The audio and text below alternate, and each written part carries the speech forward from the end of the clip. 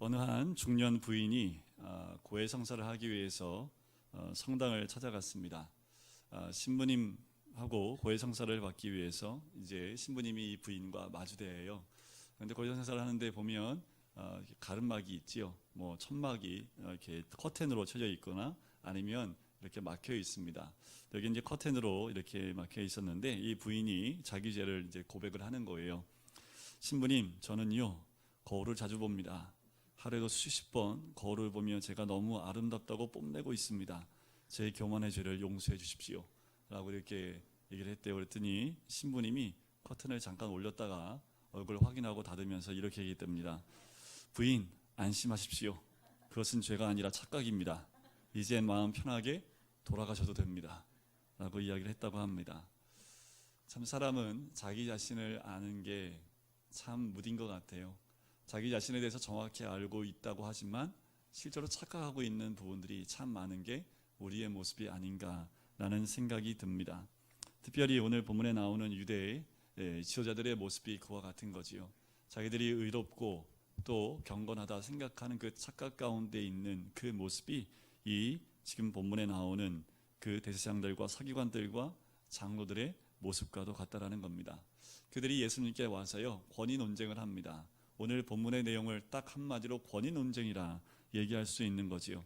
예수님은 전날 성전에 들어가서 성전을 깨끗하게 하는 그 일을 하고 난 다음에 그 다음날 다시 성전에 들어오시지요. 성전에 들어오셔서 성전을 거닐고 계십니다. 그때 대제사장들과 서기관들과 장로들이 예수님께 찾아왔습니다.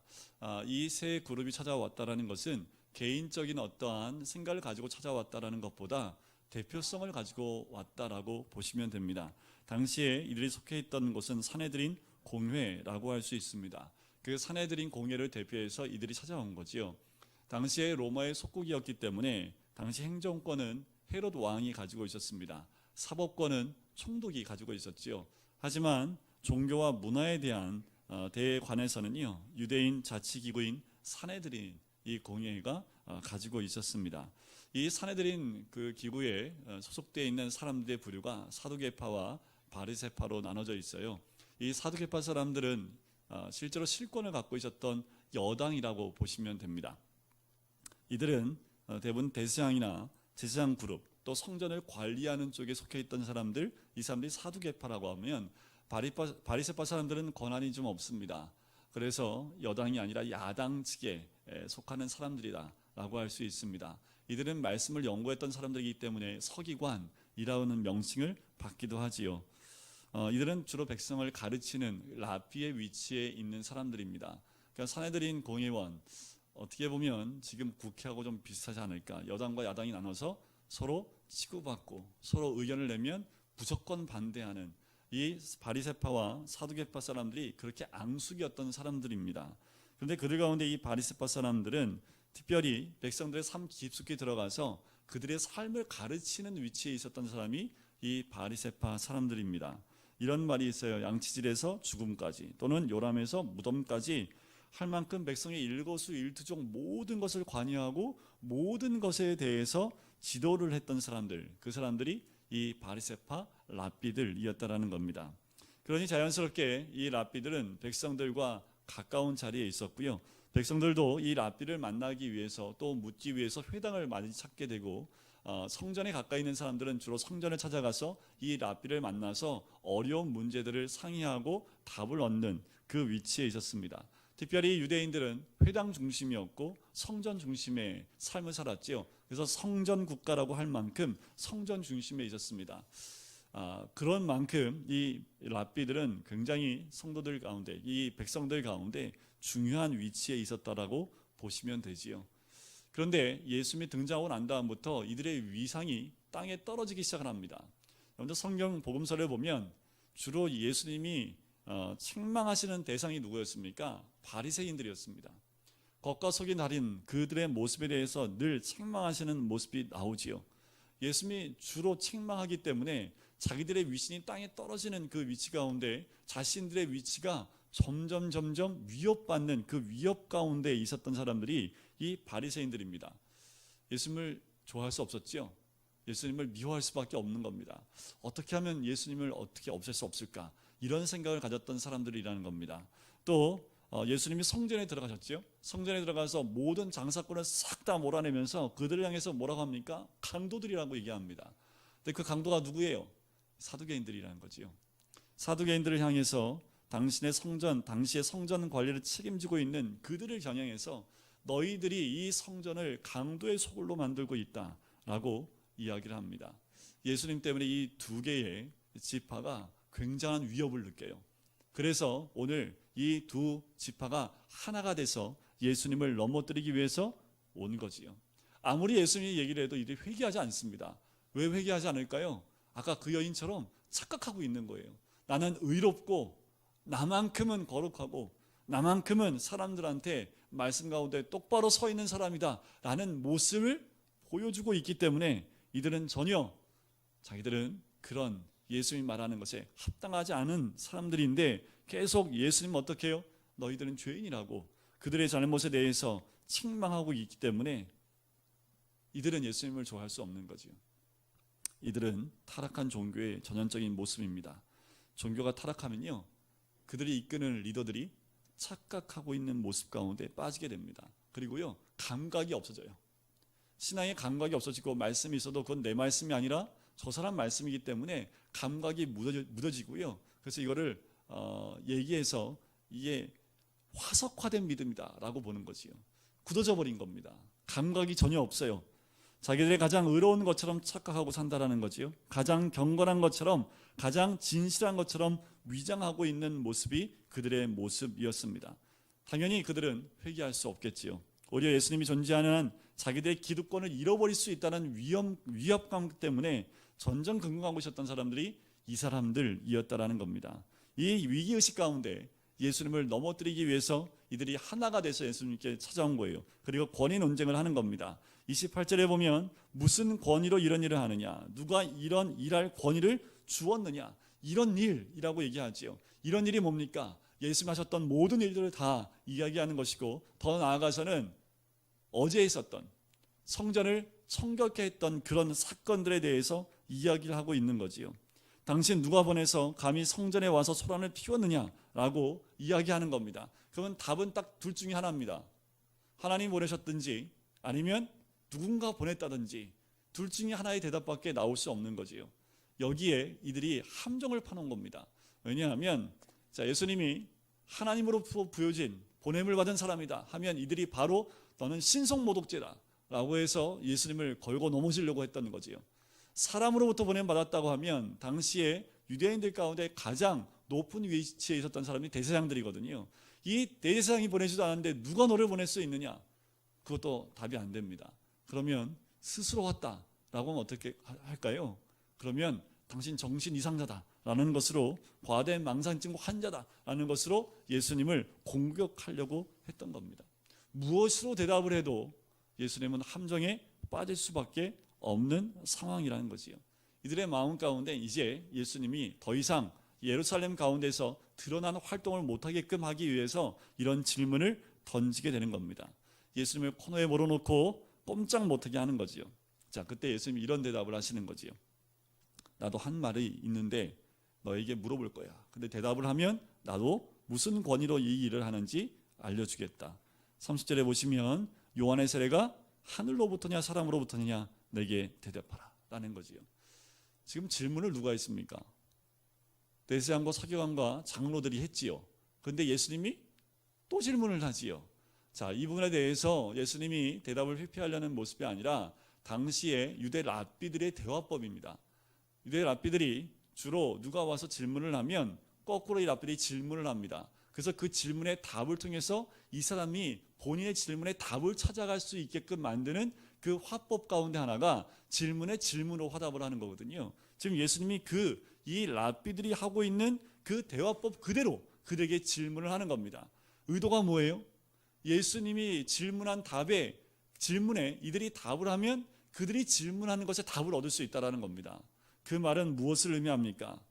세례 요한이 하늘로부터냐 아니면 사람으로부터냐라는 그 답을 할 때 예수님이 누구로부터 왔는지를 알 수 있게 된다는 겁니다.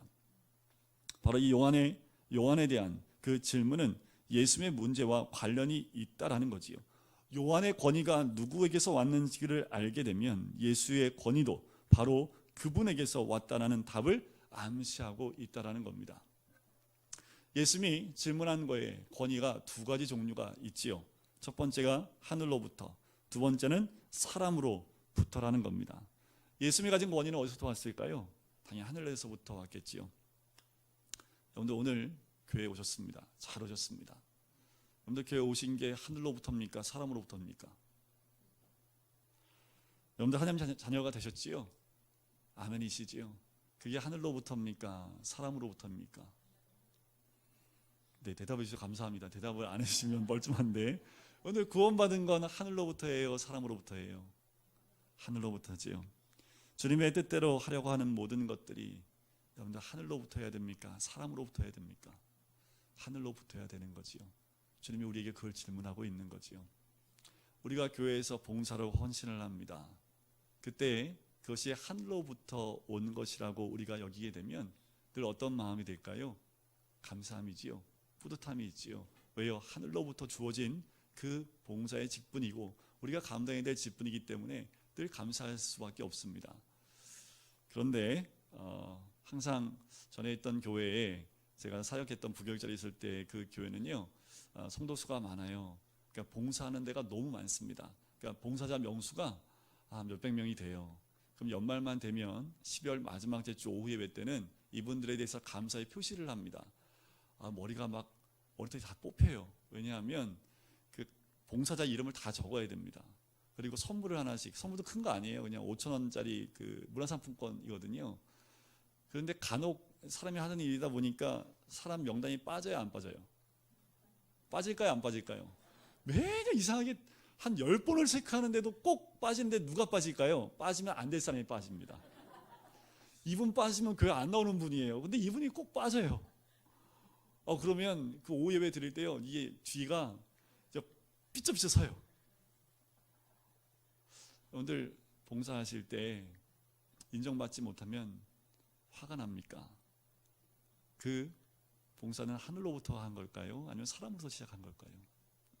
우리가 인정받지 못했을 때 그 인정받지 못한 것 때문에 우리가 마음에 상함이 있다면 하늘로부터 온 것이 아니라 어쩌면 사람에게 인정받고 싶은 사람으로부터 온 그 모습이 아니겠습니까?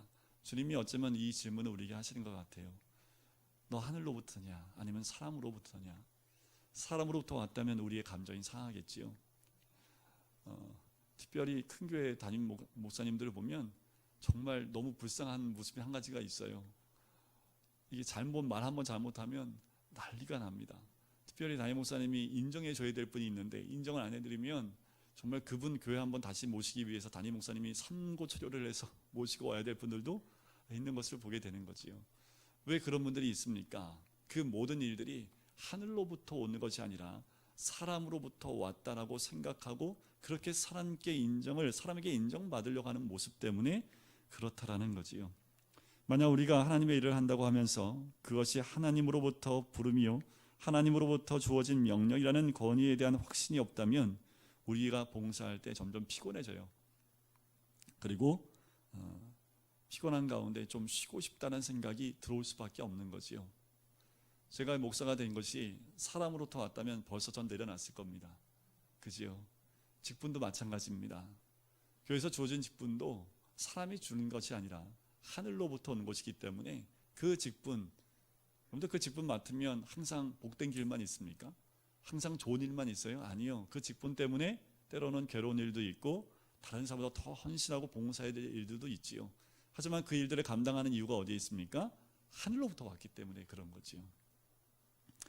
예수님이 마태복음 7장 28절 29절에 보면 이런 말씀이 있어요. 그들이 그 가르침에 놀래니 이는 그 가르치는 것이 권세 있는 자와 같고 저희 서기관들과 같지 아니함이로라. 오늘 교회는 철저하게 사람으로부터 오는 권위를 막아야 합니다. 그렇지 않으면 교회가 무너지는 거지요. 교회가 나눠집니다. 목사가 그것이 하늘로부터 온 권위가 아니라 세상의 권위를 가지고 목사의 직분을 감당하면 교회는 위험에 빠지게 되는 거지요. 예수님의 권세는 곧 하나님의 권세와 일치했습니다. 예수님이 말씀하셨죠. 나와 하나님은 하나이니라. 나를 본 자는 아버지를 본 자다라고 말씀을 하십니다. 마태복음 28장 18절 말씀에도 하늘과 땅의 권세를 내게 주셨으니 라고 말씀을 합니다. 이 권세는 세상적인 권세가 아니라 바로 영적인 권세요, 하늘로부터 오는 권세요, 하나님의 권세다라고 이야기하는 거지요. 반면에 사람으로부터 오는 권세가 무엇입니까? 사람들이 투표로 뽑은 사람들, 그렇게 사람에 의해서 주어진 힘이 있다면 그것은 세상에서 오는 사람으로부터 오는 권세겠지요. 세상적 권세를 가진 사람들이 주는 권세, 그것이 사람으로부터 오는 권세일 겁니다. 여러 가지 권세가 있을 수 있지요. 그죠? 정치나 정권이나 총장이나 때로는 교수나 때로는 박사나 재벌이나 여러 가지 그 권세를 가지고 나간다라는 겁니다.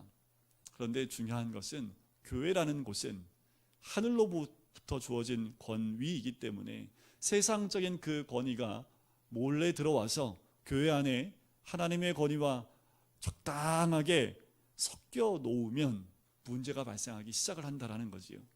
교회 직분 아니요. 저는 세상적인 권위까지도 다 하나님이 허락하신 권위라고 저는 그렇게 믿습니다. 하늘로부터 주어진 그 권위라면 그 어떤 것도 나를 드러낼 수 없는 거지요. 하나님이 주신 그 직분을 감당하기 위해서 하나님이 나를 데려갈 때까지 최선을 다하고 집중해야 되는 것이 우리들의 참 모습이어야 될 줄 믿습니다. 자, 그들이 서로 의논을 합니다. 뭐라고 의논을 합니까? 하늘로부터라고 하면 어찌하여 그를 믿지 않았느냐라고 얘기할 거고, 그러면 사람으로부터라고 할까 했지만 모든 사람이 요한을 참 선지자라고 생각하고 있기 때문에 백성을 두려워하고 있다는 거지요. 이 질문을 받고 유대인 지도자들이 당황하기 시작을 한 거지요. 이 답을 할 수도 없고 저 답을 할 수도 없습니다. 왜냐하면 이 지도자들도요, 세례 요한이 있을 때에 광야로 이 세례 요한을 만나러 나갔습니다. 근데 만나러 나갔을 때 이들이 들었던 첫 말씀이 뭐였을까요? 회개하라, 천국이 가까이 왔느니라. 이들이 들으면서 난 회개할 거 없는데, 나처럼 말씀 가운데 사람이 없는데. 그랬더니 세례 요한이 뭐라고 합니까? 독사의 자식들아, 심판이 너희에게 임하느니라. 그러니까 이 바리새인들하고 이 지도자들이 세례 요한을 좋아할 수 있을까요? 좋아할 수 없지요. 자기들의 권위를 땅바닥에 떨어뜨리는 세례 요한을 좋아할 수 없는 겁니다. 하지만 그가 하나님께로부터 온 사람인 것을 또 거부할 수 없는 증거들이 있습니다.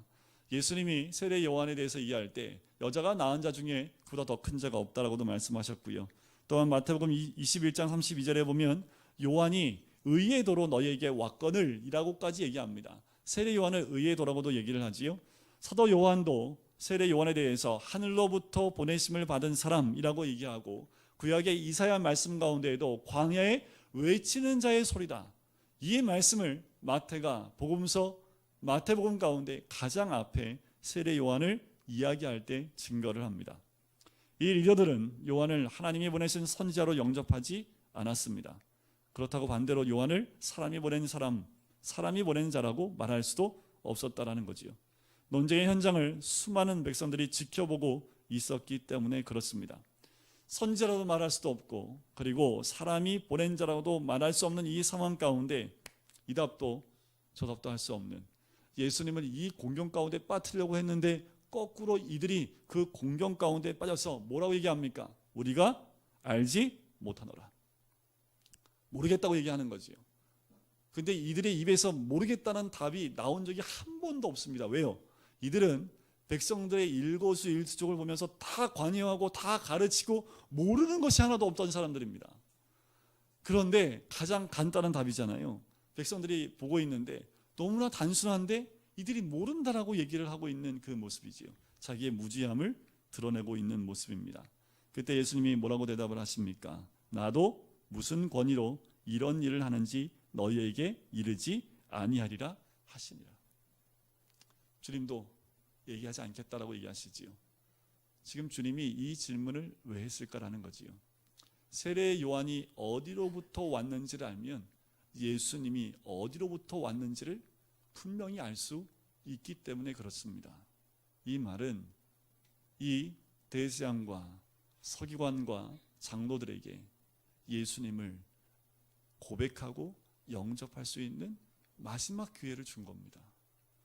이들이 예수님을 골탕 먹이고 그리고 가장 어려운 자리까지 몰고 갔다고 생각했지만 거꾸로 이들을 그곳 가운데서 예수님이 누구인지를 직접 고백함을 통해서 예수님 앞에 나올 수 있는 길을 열어주셨다라는 거지요.